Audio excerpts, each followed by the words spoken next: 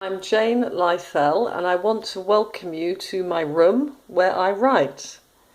I think I'm extremely lucky to have this lovely big room to write in, and I'm going to take you around it and tell you a little bit about it.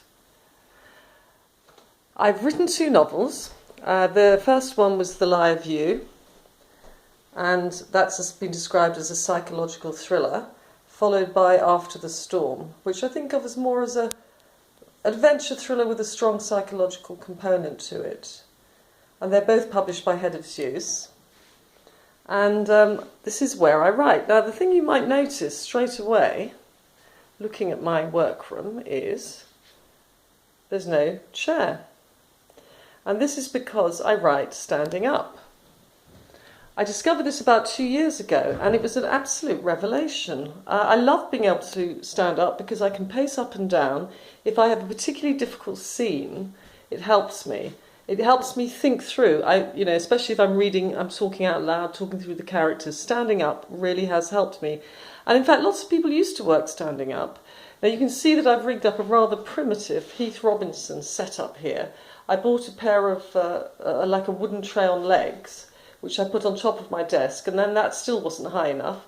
So I put lots of folders and books just to get my laptop to this just right, to get it up to the right height. And I stand and work.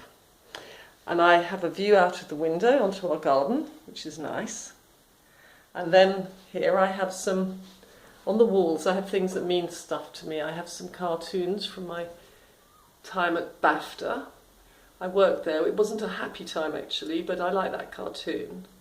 And then some family photographs. This is my daughter when she was little. And I keep quite a few photographs here which inspire me. And books. Books are obviously terribly important to me. And this bookshelf here has the books that I love most. When I moved, I weeded out hundreds of books. I gave so many books away to charity shops. But I had to keep these books. So these books in this black bookshelf mean they were books I couldn't live without. They meant such a lot to me. And in fact, quite a lot of them are poetry and some favourite novels. I've always been interested in how the human mind works, and you'll see that I've actually got quite a few books by Freud. I've read a lot of Freud, and this is one of the things that I think drives my fiction, because I want to know what is it that makes people do extreme things? What is it that tips characters over the edge?